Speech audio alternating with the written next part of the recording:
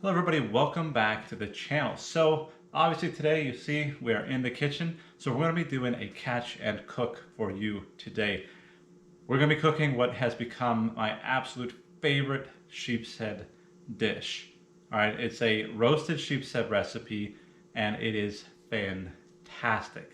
Before we get into it, I'm going to show you the clip of this fish being caught and we'll come right back and get to cooking it. Better fish.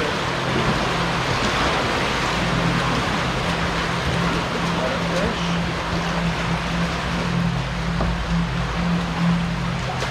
And net. Yes.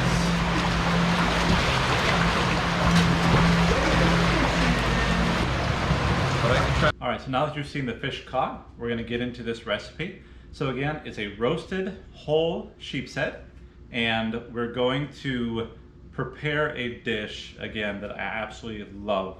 Okay, we're gonna make a sauce. So basically it's gonna consist of sauteed onions, mushrooms, cubanelle peppers. We're going to have some Worcestershire sauce in there, honey, and lemon juice squeezed up, and also minced garlic, 1 clove of that. And we're gonna make a sauce out of that. We're gonna build it up little by little. We're gonna start with the onions and the peppers, and then we're going to add the mushrooms after the onions are a bit translucent, and we're going to just continue to build this sauce as we go along, and we're going to show you how that works right now. All right guys, we've got this over medium heat, and we're going to just use this coconut oil to begin this saute. We're going to take about a tablespoon of that and just dump it in there and let that just melt in right now.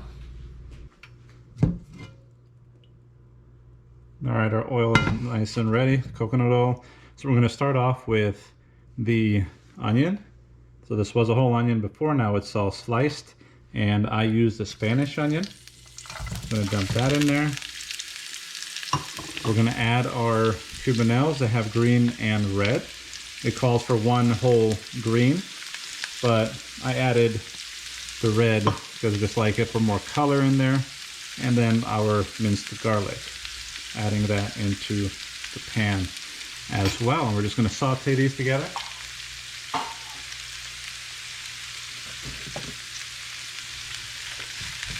I'm just going to mix them all together, let them kind of break up these onions, get the garlic moved around, and we're just going to let this saute together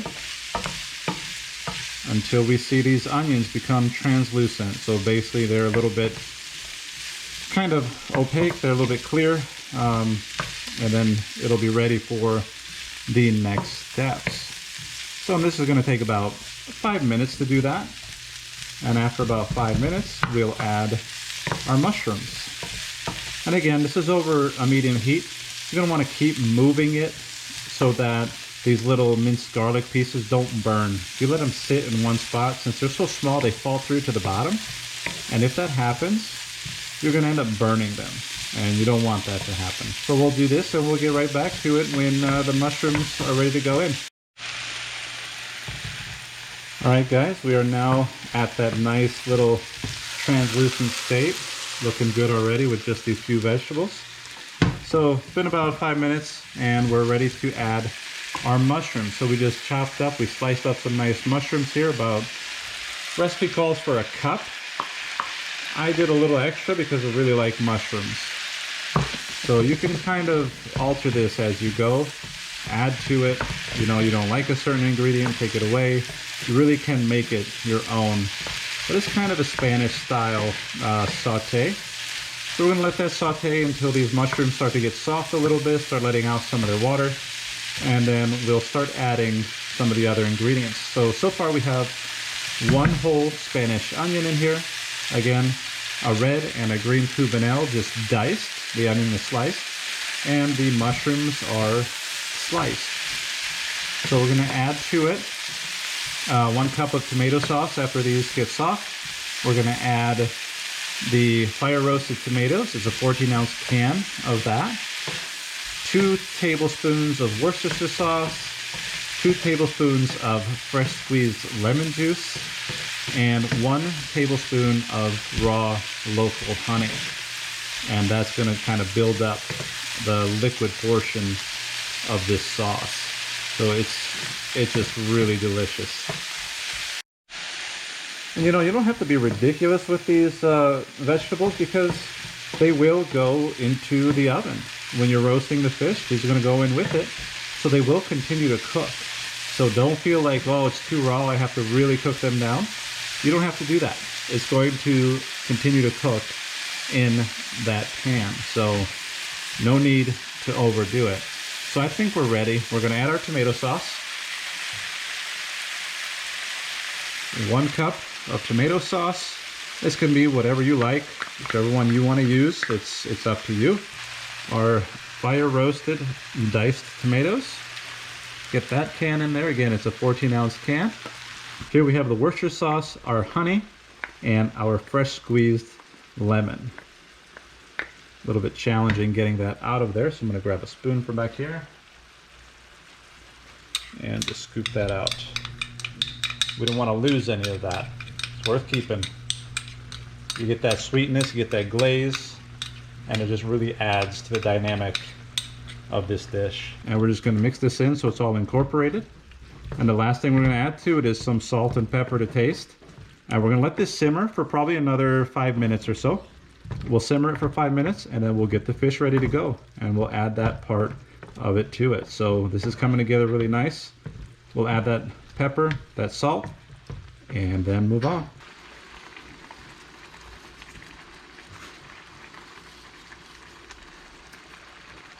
Two nice big pinches of salt, and then we're going to dash that pepper in there.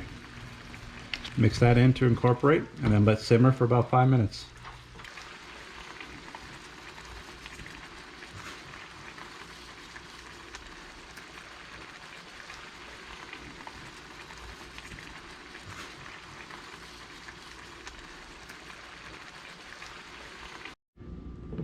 Alright guys, we have our Sheepshead here. He's about 14.5 inches, and it's really perfect for the 9x13 baking dish, rectangle baking dish. It's a perfect size for this recipe and for the dish. So what I do with it is I actually will take the scales off. There's no scales on this. I've already done that step ahead of time because it's really messy. And it doesn't take a whole lot of time, but it's really messy. So I didn't want to do that on camera or obviously inside the house. Basically the method that I used, and all you really do is you start at the tail with a spoon. That's all. You just take a spoon, a regular spoon you have in your house, start at the tail and start dragging the spoon at an angle so that it gets underneath those scales. And you're just going to bring it across up along the body of the fish until you have scaled the entire side. Flip it over and repeat that same process all over again.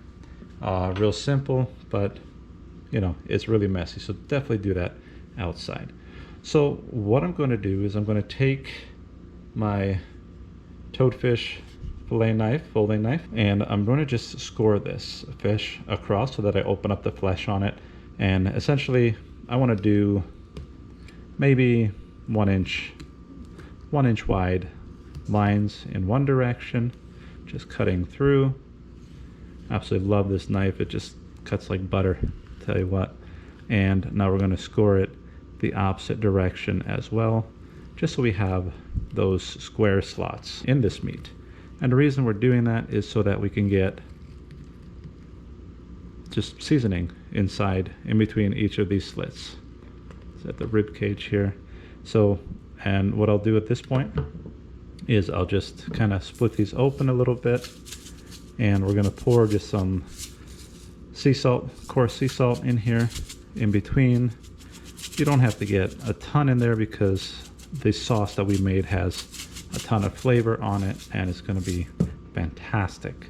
Here we have our just black pepper, ground black pepper. We're going to do the same thing. We're going to hit this with black pepper.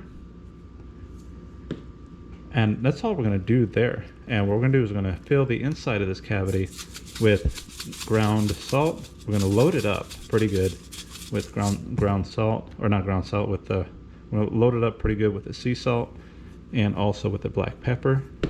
And we're just going to rub that around inside there so that it'll absorb in the meat. What we'll do is we'll stuff this cavity. We have fresh oregano and fresh Italian parsley. And we're just going to shove all of that inside the cavity of this fish. And that's going to just really let that aroma and that flavor cut right into that fish. And this is not part of the recipe, but I like to do it. I take these lemons and I just slice them fairly thin, just rounds. I'm going to shove it in there. And we're just pretty much going to layer it inside there like that. And that's just going to add just that extra little bit inside there, and it's going to be fantastic. It's something that I did with trout in Colorado, in Ohio, and it turns out really, really nicely. So our fish is basically prepped for our pan. So we have a 9x13 pan. It's already coated. You can spray it, you can, grease it, whatever you like, and put this fish in at an angle, and it just sits in there perfectly. And it's a great size fish for this recipe. So once you have your fish all prepped, the next step is to take the Spanish sauce that we made earlier, and we're literally just going to pour it out on top of this fish. And we're going to coat this fish with that Spanish sauce. We're just going to make sure that it's covered in its entirety. Get all of that goodness out of there. Don't leave any of it out. So you're going to do that. Cover it up, just spread it out so it encases, engulfs the fish.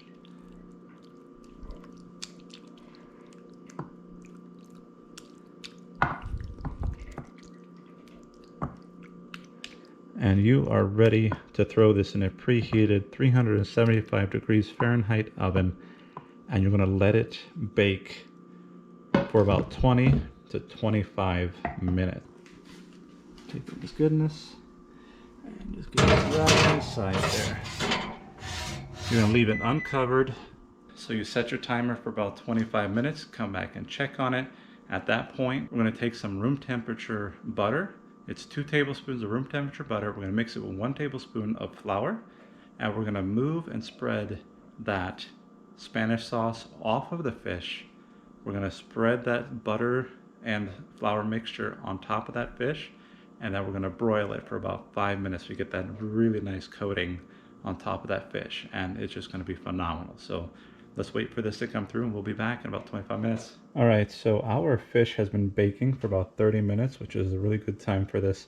So what we're going to do is we're going to push aside all of this sauce that we made, this Spanish sauce, and we're going to use this. It's 2 tablespoons of butter mixed with 1 tablespoon of all-purpose flour. So what's going to be, it's going to brown up the top of this fish really nicely when you broil it.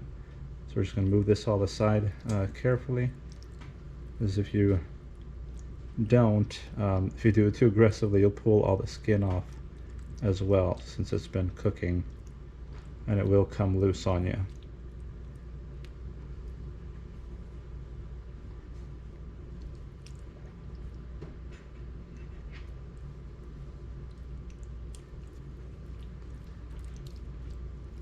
And this stuff just smells ridiculous, and you all know how good Sheepshead tastes. If you don't, you need to try this recipe. It's ridiculous. You'll probably not make it too many other ways after you've done it this way. That's all of our sauces off to the side, and we're just going to just spoon this out. And you want to soften that butter, so you want it sitting out for a little while so that it can spread really nicely. And just spread it across the fish and get it inside the slices, the slits that you made earlier. But you just want that to be coating all of that outside surface of this skin. And it's going to give it a real nice brown crusted outside.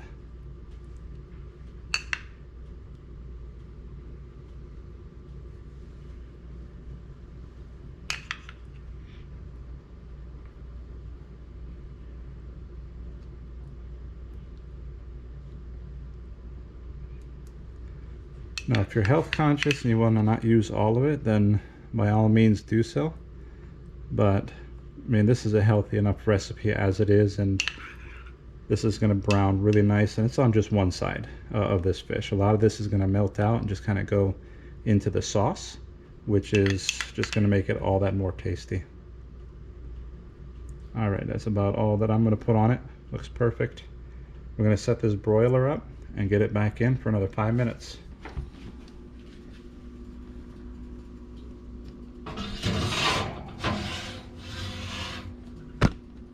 All right, guys, we're at the last step here. So we've just put that butter flour mixture on there. We threw it back in on the broiler. So it's going to broil for about 4 minutes or so now, and it's going to get nice and crusted on top. We'll pull it out and we'll give you one final look at the recipe, at the final dish. Again, I can't say enough about this recipe. We've made it a few times since we discovered it. I will link the recipe down below in the description if you want to try to redo this yourself. I encourage you to do so. It is phenomenal. All right, guys, let's see when it comes out. All right, guys, here's our finished product. It is nice and golden brown on that butter and flour mixture. You've got our little sauce here with the fresh vegetables that we just sliced and diced and sauteed. This is going to taste absolutely amazing. All right, guys, so that was the catch and cook today. This is, again, that Spanish sauced roasted sheep's head. It is a phenomenal recipe. Again, it's going to be linked below. Check it out. Try it out for yourself. Comment below if you do make it and what you think about it. Again, thanks for tuning in. Tight lines and be blessed.